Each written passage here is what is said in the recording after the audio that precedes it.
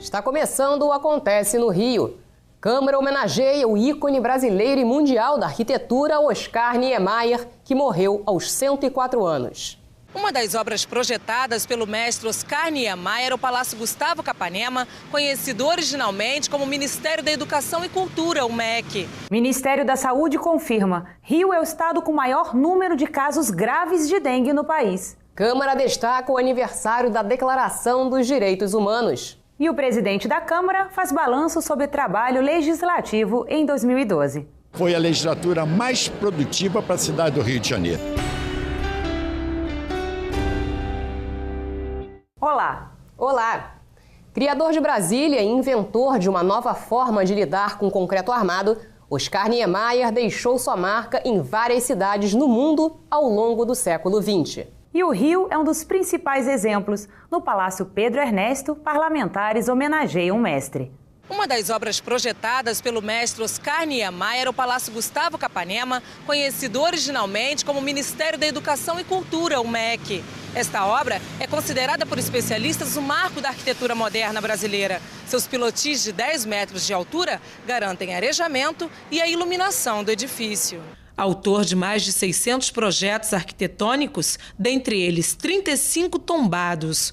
Uma de suas principais obras no Rio de Janeiro é a Passarela do Samba, ou Sambódromo, que serve de palco para a maior festa popular, o Carnaval. Na Câmara Municipal, vereadores falam do mestre da arquitetura Oscar Niemeyer e sua ligação com a cidade. Foram 104 anos de serviços para a humanidade, né? Em relação não só à própria pessoa que ele demonstrava, a sua humildade, a forma em que se colocava.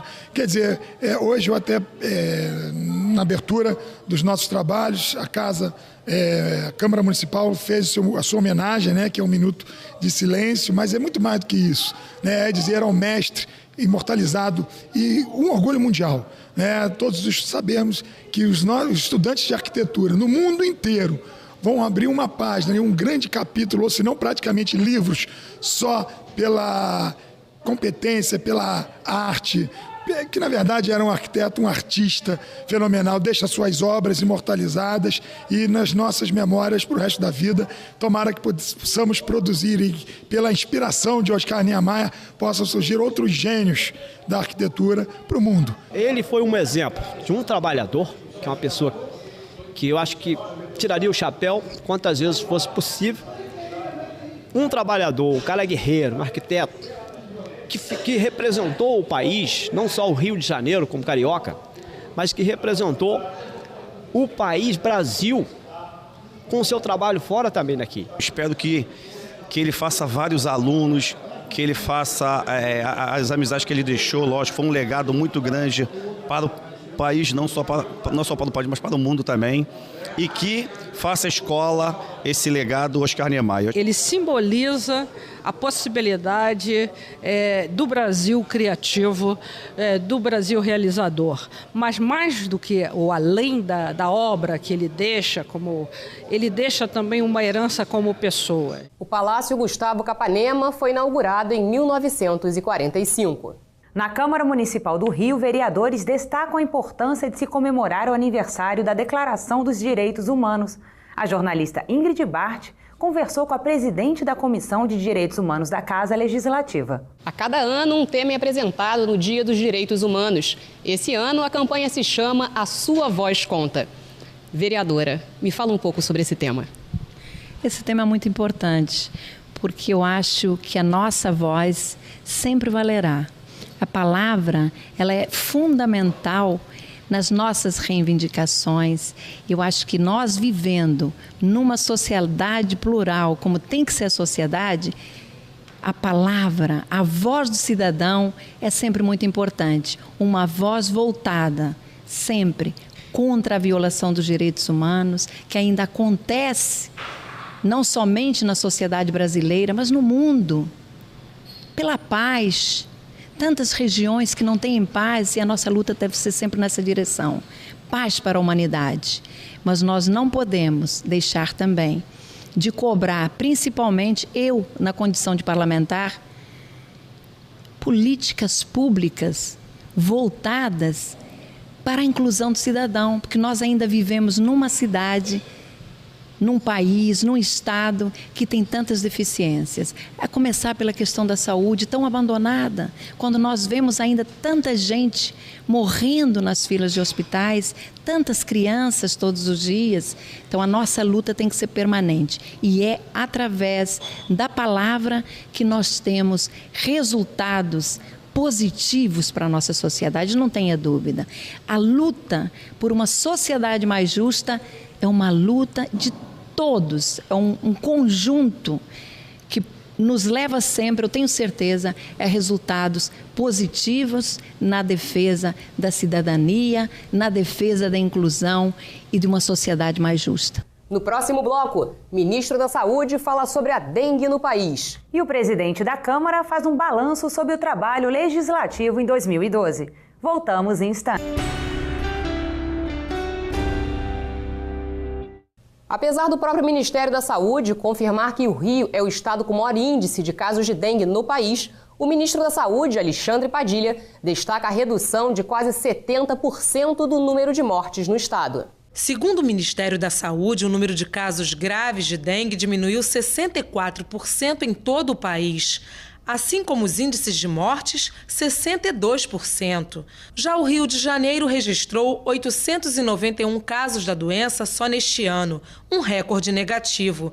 Mesmo assim, o estado apresentou reduções de 76% em casos graves e 73% em óbitos. É fundamental a participação de todos na prevenção da dengue. O cidadão não deve deixar acumular água em cisternas, vasos de planta, pneus, lixeiras ou qualquer lugar que possa contribuir para a proliferação do mosquito transmissor. Então, sempre que a gente tiver um aumento de número de casos, a gente vai seguir na direção do que foi realizado esse ano. Portanto, a Prefeitura hoje já sabe como atender e como cuidar dos cariocas em momento de dengue. Aqui no Rio de Janeiro, mais de 80% do foco do mosquito está dentro da casa das pessoas. São pequenos vasos, vasilhames, o ralo no banheiro. Então a participação das famílias, da comunidade, de todo o carioca é fundamental para que se some ao esforço da Secretaria Municipal de Saúde, da Prefeitura do Rio de Janeiro, que organizou a rede de assistência, que colocou profissionais capacitados para cuidar da dengue, isso que permitiu a redução do número de óbitos, mas é fundamental a participação de cada um na sua casa, não deixar o mosquito da dengue ter foco para sobreviver. Estudo minucioso realizado por técnicos e professores da Coordenação de Programa de Pós-Graduação em Engenharia da UFRJ condena o viaduto do Joá. A conclusão do laudo é que o viaduto deveria ser reconstruído. Confira na reportagem de Gabi de Saboia. O viaduto do Joá é a principal ligação viária entre a Barra e a Zona Sul. Após 40 anos enfrentando a corrosão provocada pela ação das marés e pela infiltração da água da chuva, as estruturas estão comprometidas, segundo estudo feito pela COP. A recomendação é a reconstrução do elevado do Joá como a solução definitiva para os graves problemas. Mas a Prefeitura descarta a possibilidade da demolição da via. A COP recomenda que sejam adotadas medidas imediatas para reduzir os riscos de acidentes, como a proibição da circulação de caminhões e a redução da velocidade de carros e ônibus de 80 para 60 km por hora. Os caminhões já são proibidos de circular no Joá na hora do rush, que é das 6 às 10 da manhã e das 5h20 às 8 da noite. Mas as regras não são obedecidas e às 5h30 da tarde é possível flagrar um caminhão pesado passando pela via. O tema causou polêmica na Câmara Municipal.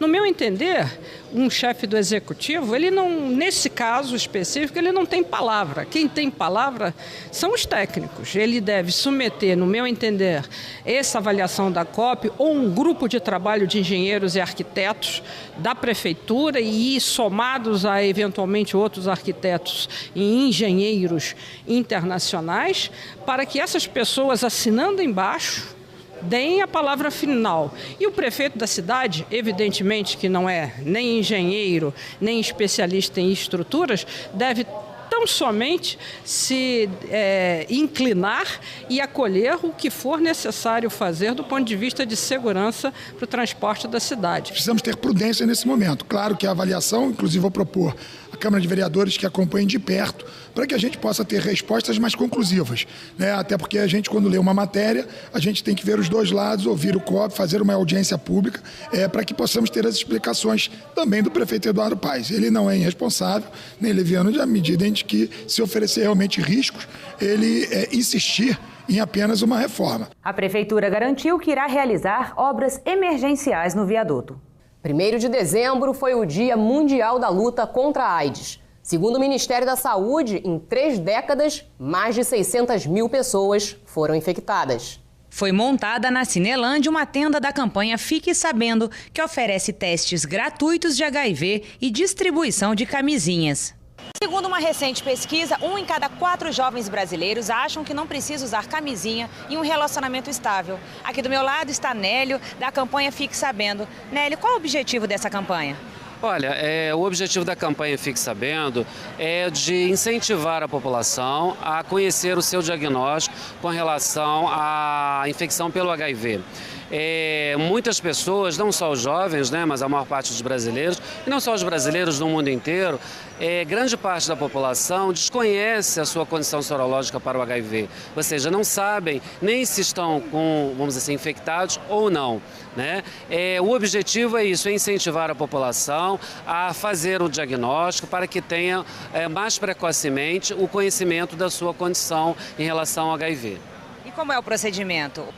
As pessoas chegam aqui, elas fazem um pequeno cadastro, em seguida elas são encaminhadas para uma sala que nós chamamos de aconselhamento coletivo, onde junto com alguns profissionais de saúde, ela pode trocar informações sobre o que ela sabe ou não sabe, sobre como se pega ou não se pega essas doenças, como se previne, como se protege, ela tira dúvidas, se esclarece e troca informações, né? A partir desse momento, então, ela aguarda o chamado e é feita então a coleta de uma amostra de sangue para o exame. Nós estamos realizando aqui o exame diagnóstico rápido.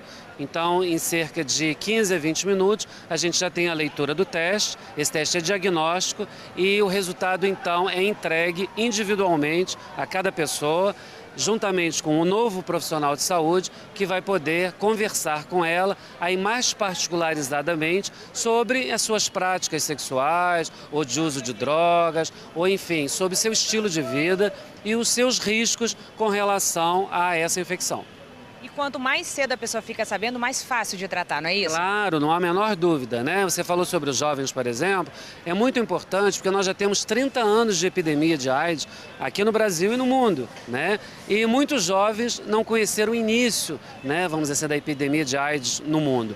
Muita coisa já se desenvolveu, uma série de pesquisas, nós temos uma série de recursos que podem efetivamente trazer uma qualidade de vida, a gente pode dizer boa, para as pessoas que estão vivendo com o vírus ou a pessoa que já tem a doença AIDS, né?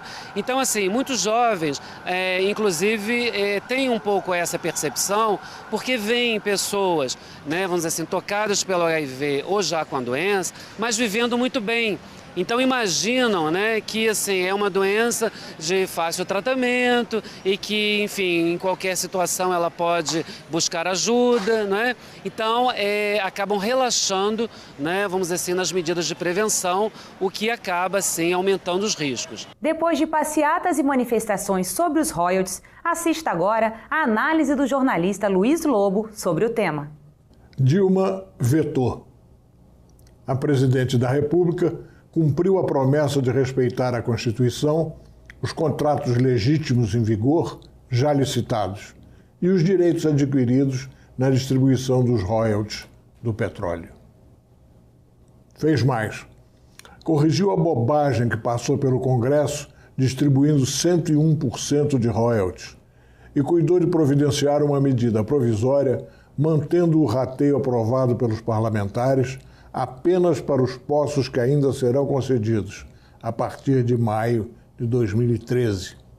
É quando o governo espera retomar os leilões de novas áreas em novembro do ano que vem e conceder também áreas de pré-sal. Mas os royalties do futuro não vão servir para a gastança das prefeituras que financiaram shows e construções de fontes luminosas. Agora, esses royalties estão totalmente destinados à educação do povo brasileiro. Com isso, Dilma evita que o assunto vá para o Supremo Tribunal Federal, que poderia criar uma nova divisão da Receita futura. As novas perfurações só se darão em fins de 2013 ou começo de 2014. Entre a perfuração e o início da exploração, costuma-se levar pelo menos 3 anos. Mas esse prazo varia para mais, conforme a empresa exploradora. Em outras palavras, os estados e municípios não produtores de petróleo só terão suas receitas aumentadas pelo royalties após 2018. Se o Congresso derrubar o veto, o assunto fatalmente será submetido ao STF. O governo não poderá fazer novas licitações enquanto o caso não for decidido.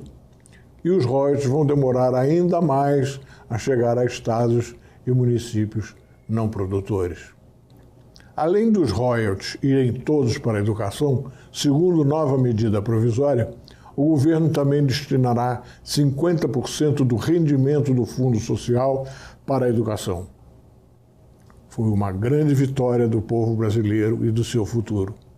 As passeatas e comícios pró-veto não contribuíram para o resultado. Dilma já havia manifestado sua opinião sobre respeitar contratos. Eles foram apenas atos políticos com fins eleitorais. E agora é hora de falar de cultura. A campanha Teatro para Todos conquista os cariocas. Este quiosque na Praça da Cinelândia, no centro da cidade, é um dos pontos de venda dos ingressos. Os preços variam de R$ 5 a R$ 30. Ao todo, são 58 espetáculos inscritos entre adultos e infantis. A campanha Teatro para Todos já acontece há 10 anos e atrai pessoas de todas as idades e classes sociais. A gente aqui tem uma procura de todo mundo, assim, não tem uma classe específica, não tem muito como definir. É todo público, né? Porque a gente oferece ingressos bem mais baratos, né? Na verdade, aqui na campanha o ingresso sempre custa pelo menos R$ 5 abaixo da meia. Né? Essa é a nossa exigência. Tem que ser no mínimo R$ 5, pode ser mais também, isso é critério de cada produção. E então, assim, é uma campanha que atinge bastante gente, assim, tá à venda em vários lugares. Tem esse quiosque aqui na Cinelândia, tem um quiosque móvel também que cada dia está num local do Rio e pega também fora do Rio, pega municípios vizinhos como Caxias, Niterói, né? Então, e está na internet também, ou seja, é bem acessível a qualquer pessoa essa campanha. A venda de ingressos é limitada a 4 unidades por pessoas e por espetáculo. Este ano, 90% das peças em cartaz participam da campanha. A venda de ingressos a preços populares vai de 23 de novembro a 23 de dezembro, período de menor movimento nos teatros. A maioria das pessoas acha que não comparecem ao teatro realmente por isso, porque não tem condições financeiras, né, de comparecer. E aí com essa promoção, digamos assim, fica mais acessível realmente. A nossa entrevista de estúdio também destaca a cultura. O tema é a Fortaleza de Santa Cruz, com a repórter Silvia Serra. Hoje o nosso tema é a importância do turismo nas fortalezas que o Rio de Janeiro tem. E para falar sobre esse assunto, nós estamos com o subtenente Henry, que é historiador também. Tenente, eu queria que o senhor começasse falando exatamente sobre essa sua especialidade. Por que o senhor desejou entender melhor, historicamente, as fortalezas da nossa cidade desse ponto de vista? A minha formação militar é da arma de artilharia. Então eu cheguei na Fortaleza de Santa Cruz transferido para servir na Fortaleza de Santa Cruz. E fui designado para trabalhar na seção de comunicação social da Fortaleza de Santa Cruz da Barra. Hoje, neste aquartelamento, funcionam 2 quartéis operacionais do Exército Brasileiro. Um é um quartel general de artilharia, que é a artilharia divisionária da 1ª Divisão de Exército, e o outro quartel é uma bateria de comando, na qual eu sirvo na bateria de comando. E designado para servir na seção de comunicação social, recebi também essa missão de aprender um pouco da história da Fortaleza de Santa Cruz da Barra. Eu já era graduado em Direito e me inscrevi num curso de pós-graduação em História Militar. E nesse curso de pós-graduação, lógico, eu estava vertido para o estudo das fortificações, porque era o meu trabalho. E acabei me apaixonando pela Fortaleza de Santa Cruz.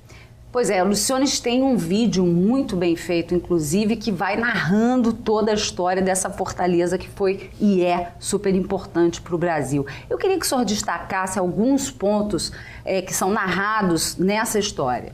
A pedra fundamental da Fortaleza de Santa Cruz, existem algumas teorias que ela seria até antes mesmo da fundação da cidade do Rio de Janeiro, no ano de 1555. Fato é que desde o século XVI, aquela posição onde hoje se encontra a Fortaleza de Santa Cruz é ocupada para defender a entrada da Baía de Guanabara. Então, durante toda a história do Brasil e da entrada da Baía de Guanabara e do Rio de Janeiro em si, houve soldados defendendo aquela posição. Então, a Fortaleza de Santa Cruz, nós conseguimos contar a história do Rio de Janeiro através da Fortaleza de Santa Cruz da Barra. E essa questão turística, né? Os senhores têm 1000 visitantes. E como é que o senhor vê o turismo dentro das fortalezas como um todo no Rio de Janeiro? Isso é uma diretriz do Comando do Exército Brasileiro. O Exército tem normas para a abertura das fortificações à visitação pública. Então, além dos quartéis operacionais que nós temos na Fortaleza de Santa Cruz, também temos essa missão de divulgar o patrimônio histórico que hoje está sob jurisdição do Exército Brasileiro. Como funciona isso? O turista chega na Fortaleza de Santa Cruz e é recebido por um militar da Fortaleza de Santa Cruz, um soldado do Exército, que tem essa missão de apresentar a fortificação ao visitante. É importante para nós porque esse militar é um soldado do Exército. Então ele incorpora no nosso aquartelamento, recebe além das instruções militares, então é um militar de ofício. Além dessas instruções, ele recebe também uma instrução de História do Brasil, de História Militar e, em particular, da Fortaleza de Santa Cruz. Queria que o senhor dissesse mais ou menos quantos visitantes os senhores recebem e, para aqueles que estiverem interessados, como podem proceder. Uma média de 90 mil visitantes ao ano. A visitação à Fortaleza ela funciona de terça a domingo, no período de 10 às 17 horas. É uma visitação inteiramente guiada, os grupos saem de 30 em 30 minutos. 10 horas, 10 e meia, assim por diante, até as 17 horas.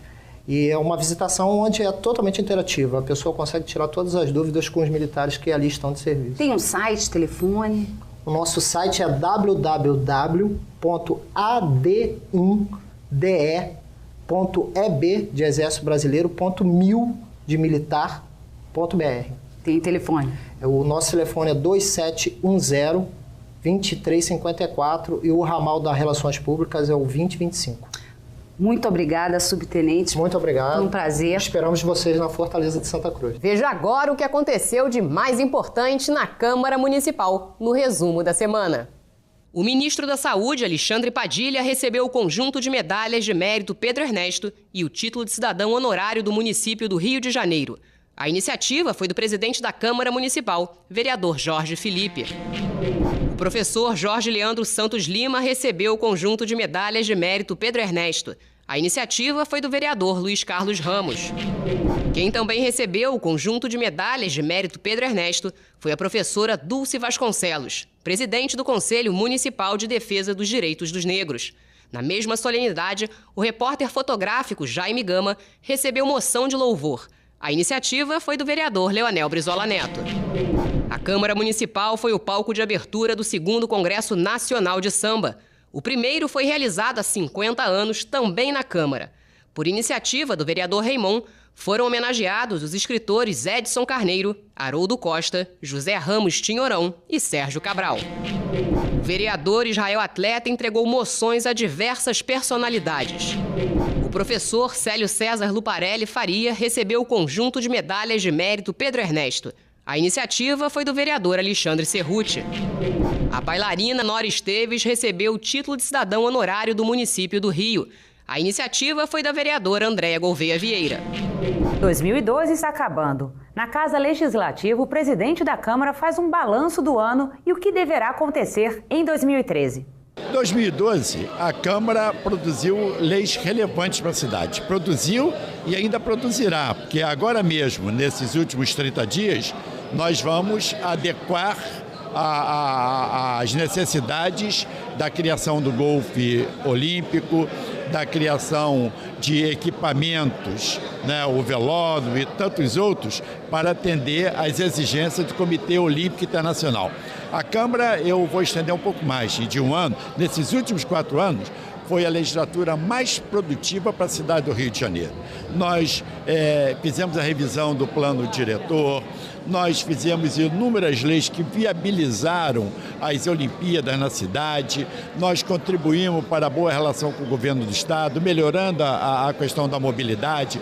O metrô da linha 4 só está sendo possível pelo governo do Estado, porque a Câmara do Rio de Janeiro diligentemente fez uma modificação na legislação, proporcionando ao governo do Estado 1 bilhão em recursos, que só foi possível graças à modificação da legislação urbanística. Enfim, estamos desempenhando esse papel. Temos a convicção de que exercemos o nosso mandato com seriedade, com diligência, com competência e com empenho para melhorar a vida do povo carioca. Eu acho que a qualidade da representação melhorará. Estão chegando aqui pessoas experientes que já tiveram uma grande passagem, tanto pelo Legislativo como pelo Executivo. Um exemplo é o prefeito, o ex-prefeito César Maia e tantos outros que aqui estão chegando, demonstrando que nós não vamos perder em qualidade. Ao contrário, tenho muita esperança de que a próxima legislatura seja tão produtiva quanto essa foi. Ficamos por aqui. Se você quiser ver de novo o programa, acesse o portal na internet. Nosso endereço é câmara.rj.gov.br. Até a próxima!